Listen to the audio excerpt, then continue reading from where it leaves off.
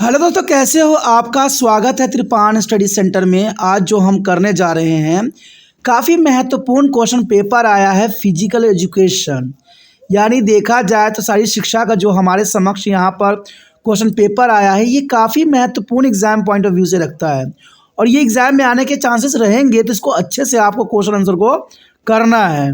और ये सारे क्वेश्चन जो होंगे काफ़ी महत्व रखेंगे। हर एक क्वेश्चन को समझना है और एग्ज़ाम की तैयारी करना है। इसमें जो है हम क्वेश्चनों को एनालाइज करेंगे, समझेंगे और विचार करेंगे। और सबसे महत्वपूर्ण बात रहेगी कि ये आपको हिंदी इंग्लिश दोनों बच्चों के लिए रहेगा, चाहे वो हिंदी माध्यम के हो चाहे इंग्लिश माध्यम के हो, दोनों के लिए महत्वपूर्ण रहेगा। देखा जाए तो ये शब्दों का यहाँ बहुत ही महत्वपूर्ण महत्व रहेगा। तो इसीलिए त्रिपान सेंटर जो है आपके समक्ष शब्दों को ही प्रेजेंट करेगा, जो काफ़ी महत्वपूर्ण रहेगा।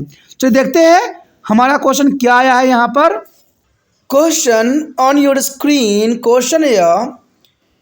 With the help of suitable example, discuss the application of Newton's law of motion in sport. You know that the most important question for the exam point of view here. The Newton is a law of the motion in a sport. With the help of the suitable example, and discuss the application for Newton's a law of motion in the sport. First of all here, Newton is the first law of the motion. You know that the Newton has the first law of the motion is also called law of inertia. That's important here. According to the first law, a body will be remain at the rest or continue to move at a constant velocity unless acted upon by an external force. That's the law here.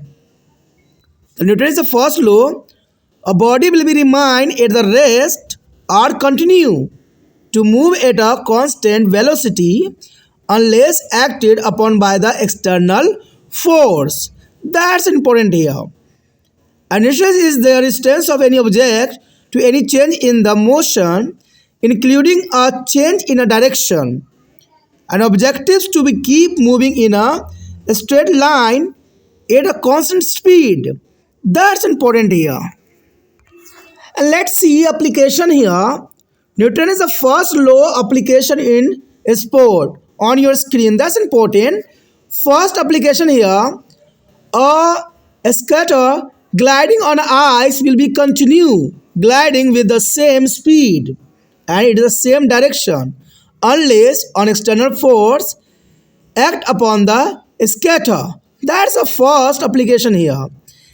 And second here, when a ball is thrown and is in a mid-air, the only force acting upon it is the force of gravity. That's important. When a ball is thrown and is the mid-air, the only force acting upon it is the force of gravity. If the force of gravity did not exit, the ball would be keep traveling at a constant speed until it was affected by an object or another person touch it. If this ball were thrown upward, it would be end up traveling into space. That's important here. Next and second law of Newton here. You know that on your screen, Newton has a second law of the motion and also called here law of momentum. You understand? Newton has a second law of the motion is also called law of momentum.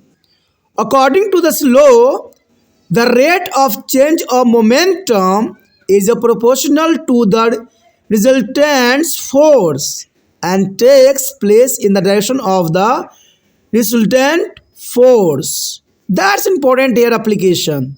The rate of change of momentum is proportional to the resultant force and take place in the direction of the resultant force. When a net force acts on object, the acceleration of the object is produced is directly proportional to the magnitude of the net force here. Is in the same direction as the net force and inversely proportional to the mass of the object. That's important. The same direction as the net force on inversely is proportional to the mass of the object. The more mass of thing has, the more net force has to be used to move it. And let's see, the Newton is the second law of momentum is application, or law of momentum is application. Next hour, on your screen there is application in a sport. Second law of the motion, the application of sport here. As in a shot put, a player who applied to more force and toss the shot put in the direct, there is a correct angle, has a greater displacement of the shot put here. And whereas the player who is exert less force has a lesser displacement of shot put. You know that's the most important application for the sport of second law of the motion here. As a shot put, a player who applies more force and twice there is a shot put at the correct angle. The correct angle has a greater displacement of shot put, whereas a player who is exact less force has a lesser displacement of shot put here. And secondly here, in short, a team will be require more force to kick the ball high and faster. This law of the motion is a fundamental in a soccer, so you can calculate the force needed to give a pass or kick the ball to the net without missing. That's important here. And let's see the third law here. Third law of the motion on your screen. The Newton has a third law and also called of law of reaction here. The Newton has a third law and also called law of reaction here. According to this law, there is an equal and opposite reaction for the every action. You know that's important. There is an equal and opposite reaction for every action. And this reaction acts with the same momentum and the opposite velocity for every action. It is stated that whenever one object is acted as a force on a second object, the second object is acted for the equal and opposite force on the first object. That's important here. The Newton has a third law. And let's see application for the third law of the motion, law of reaction here.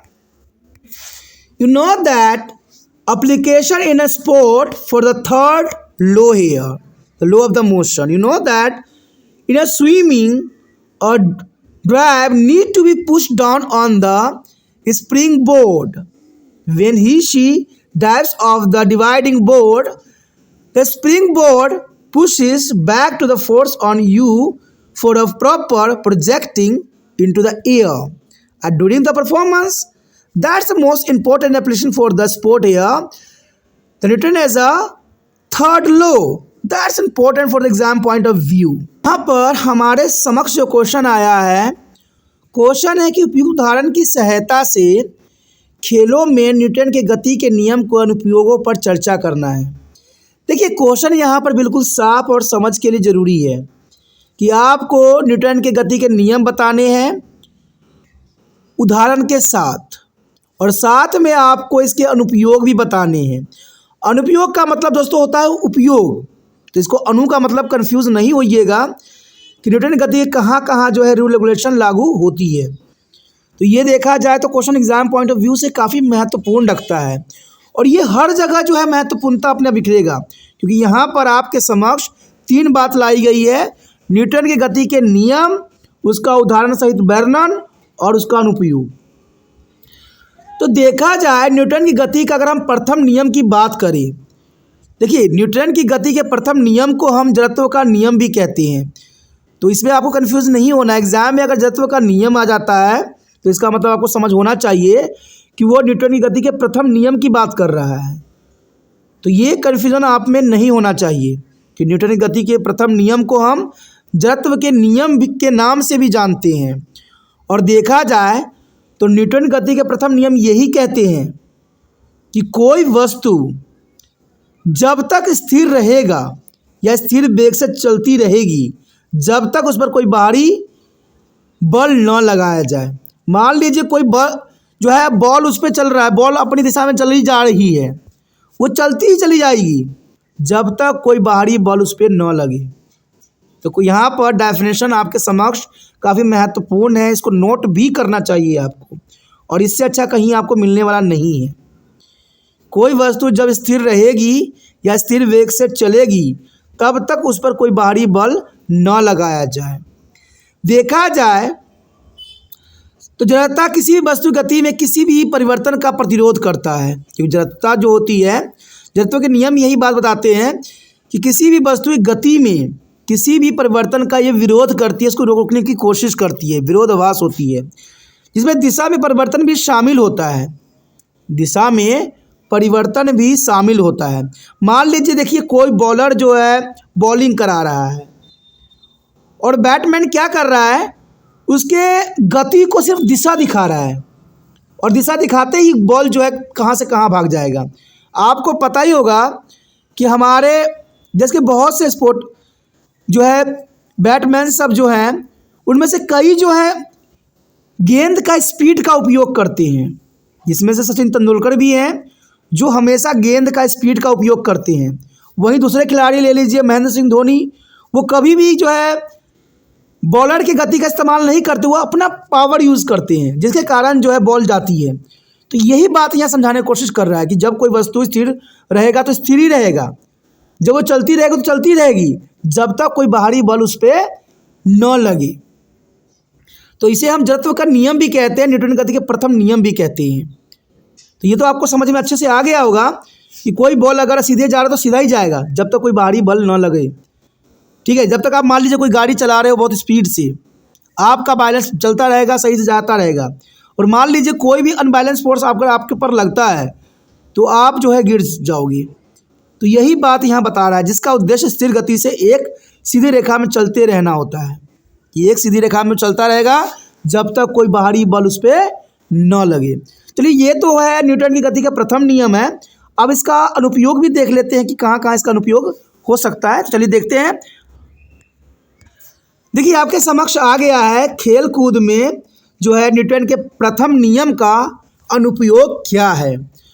तो प्रथम बात तो यही बता रहा है कि बर्फ पर फिसलने वाली स्केटर उसी गति और उसी दिशा में फिसलता रहेगा जब तक कि स्केटर पर कोई बाहरी बल न लगे। आप बर्फ में भी गए होंगे, वहाँ स्केटर भी देखे होंगे, उस पर जो है लोग पैर में फंसा कर उस पर चलते रहते हैं और वो फिसलता ही रहता है, लेकिन वो अपनी दिशा में फिसलता ही रहेगा जब तक कोई बाहरी बल उस पर कार्य न करेगा। ये जो है गति के प्रथम नियम के अंतर्गत अनुप्रयोग है।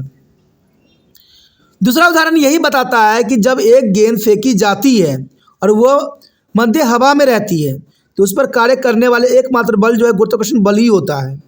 यदि गुरुत्वाकर्षण बल मौजूद नहीं होता तो गेंद तब तक स्थिर गति से चलती रहती जब तक कि वह किसी वस्तु से प्रभावित न हो जाए या कोई अन्य व्यक्ति उसे छू न ले। यानी मान लीजिए कि वहाँ पर बॉल जो है लुढ़कता हुआ जा रहा है ग्राउंड में और वो चलता ही रहेगा। आप देखते ही हो कि बॉल जो है अपनी बाउंड्री पर जा रहा होता है, खिलाड़ी जो होते हैं उस बॉल को टच करते हैं, या तो उसकी दिशा चेंज हो जाती है या रुक जाती है, यानी किसी दूसरे व्यक्ति ने उसको टच किया हो या उसको प्रभावित किया हो। तो ये हर जगह जो है प्रथम रूल लगता ही लगता है। यदि इस गेंद को ऊपर की ओर फेंका जाता है तो यह अंतरिक्ष में चली जाती है। इसका मतलब ये है, अगर मान लीजिए गेंद को आप ऊपर की तरफ फेंकते हो तो वो काफ़ी दूर ऊपर तक जाएगा।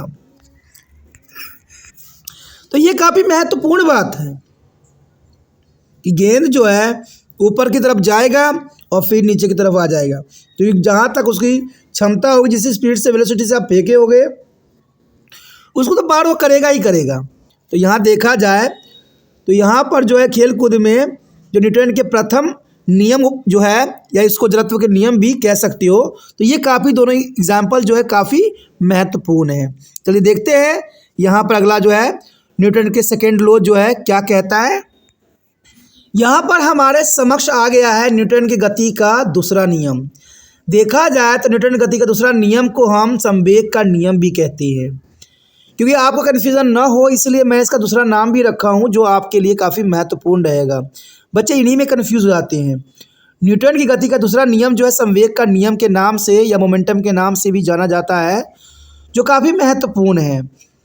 और इस नियम के अंतर्गत देखा जाए तो ये कहा जाता है कि संवेग परिवर्तन की दर और परिणाम बल के समानुपाती होती है और परिणाम बल की दिशा में होती है। शब्द यहाँ पर बहुत ही आसान है, सिर्फ समझने की ज़रूरत है कि संवेग परिवर्तन की दर परिणाम बल के समानुपाती होती है, ठीक है, और परिणामी बल की दिशा में होती है। तो ये काफ़ी महत्वपूर्ण है कि संवेग परिवर्तन की दर परिणाम बल के समानुपाती होती है और परिणाम बल की दिशा में होती है। देखा जाए तो जब कोई शुद्ध बल किसी वस्तु पर कार्य करता है, आप सोचिएगा कि शुद्ध बल क्या है। शुद्ध बल का मतलब यही है कि कोई चीज़ को आपने जो है फेंका है, यानी आपने शुद्ध बल लगाई है, आड़ी तिरछी नहीं फेंकी है, शुद्ध बल लगाया है। तो उसके द्वारा उत्पन्न वस्तु का त्वरण शुद्ध बल के परिणाम के सीधे समानुपाती होता है। यानी अगर आपने सही ढंग से उसको फेंका है बल को तो वो अपने उद्देश्य को पूरा करेगा ही करेगा। अब इसको एक एग्जाम्पल के तौर पर समझ सकते हो। मान लीजिए कोई बॉलर है, बॉलर जो है बॉलिंग करा रहा है, अगर उसने अपनी दिशा खो दी है यानी अशुद्ध रूप में, तो उसकी गति जो उसका दिशा जो है भटक जाएगा। लेकिन अगर वो शुद्ध रूप से उस बॉल को जो है सही जगह टप्पा करवा रहा है तो वो अपने उद्देश्य में ज़रूर कामयाब होगा। तो यही बात यह न्यूटन की गति का दूसरा नियम या संवेग का नियम कहता है कि संवेग परिवर्तन की दर परिणाम बल के समानुपाती होता है और परिणाम बल की दिशा में ही होता है। समझ में आया?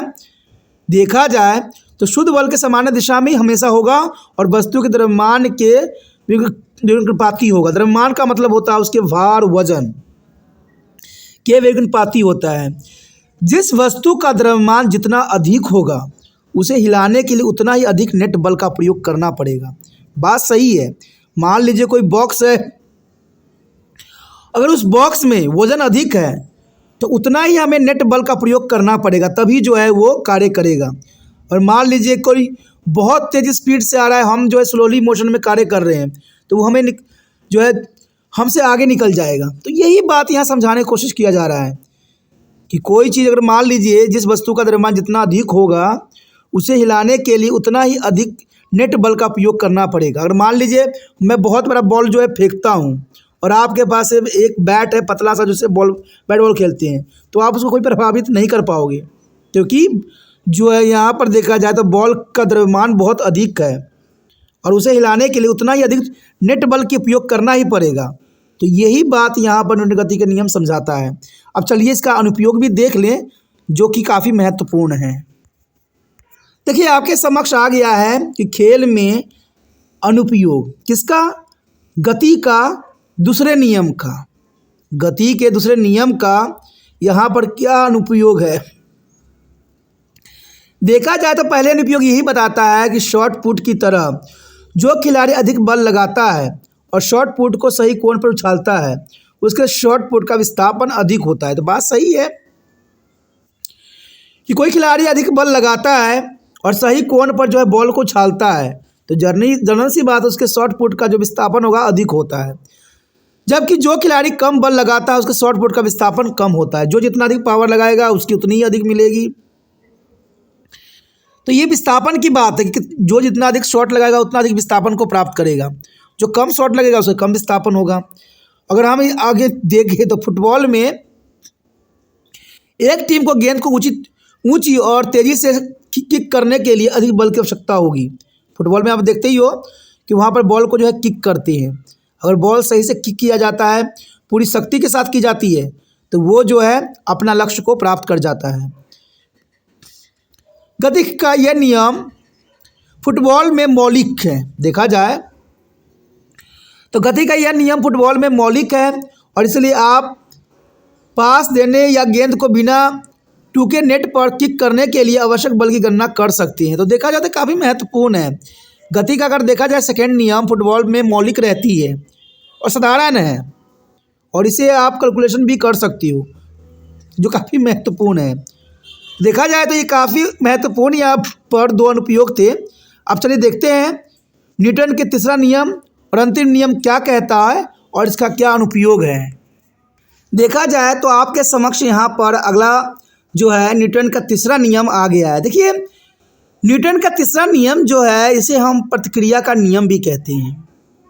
ये आपको समझ होना चाहिए कि न्यूटन का तीसरा नियम जो है प्रतिक्रिया का नियम भी कहते हैं, जो काफ़ी महत्वपूर्ण है।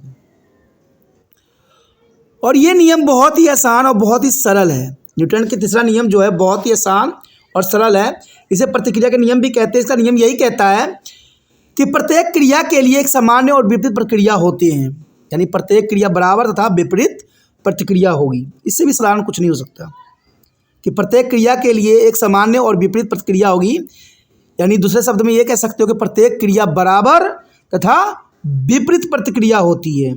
तो ये न्यूटन का तीसरा नियम है। और देखा जाए तो तीसरा नियम यही कहता है कि यह प्रक्रिया प्रत्येक क्रिया के लिए सामान्य गति और विपरीत वेग के कार्य करते हैं। और बात सही है, प्रत्येक क्रिया जो है सामान्य गति और विपरीत वेग से कार्य करता है। और इसमें कहा गया है कि जब भी एक वस्तु दूसरे वस्तु पर बल लगाती है, दूसरे वस्तु पहले वस्तु का समान और विपरीत बल लगाती है। मान लीजिए अगर आप दीवार पे खसकाने की कोशिश करती हो तो दीवार भी आपके ऊपर बल लगाता है। आप देखना कभी दीवार खसकाने का देखना, तो आपसे अगर खसकेगा नहीं, क्योंकि दीवार में आपसे भी अधिक पावर है और वो विपरीत प्रक्रिया आप पे ही लगाएगा। तो ये काफ़ी महत्वपूर्ण यहाँ पर एग्जाम्पल बन जाता है कि दूसरी वस्तु पहली वस्तु पर सामान्य और विपरीत बल जो है लगाता है। अब चलिए इसका अनुप्रयोग से भी समझने की कोशिश करें कि आखिर जो है न्यूटन का तीसरा नियम या प्रतिक्रिया के नियम में क्या अनुप्रयोग हो सकता है। देखा जाए तो न्यूटन के तीसरे नियम के अनुप्रयोग जो यही बात बताता है जो कि खेलों में उपयोग होता है। आपने तैराकी तो किया ही होगा। तैराकी में जब एक गोताखोर ड्राइंग बोर्ड से गोता लगाता है तो उसे स्प्रिंग बोर्ड पर नीचे की ओर धकेलना पड़ता है और प्रदर्शन के दौरान हवा में उचित प्रशिक्षण के लिए जो है स्प्रिंग बोर्ड आप पर लगे बल के पीछे धकेल देता है। ये तो जर्नल से एग्जाम्पल है। एक और एग्जाम्पल मैं आपको बता सकता हूँ कि मान लीजिए कोई नाव है, नाव पे जो है वो नाव में से कूद रहा है। कोई व्यक्ति अगर नाव में से कूदेगा तो वो क्या हो जाएगा, वो तो आगे की तरफ आएगा लेकिन नाव जो है पीछे की तरफ चली जाएगी। तो ये बहुत ही साधारण एग्जाम्पल है जिसको समझ आना चाहिए आपको। और देखा जाए तो हमारे दैनिक जीवन में बहुत से ऐसे एग्जाम्पल हैं।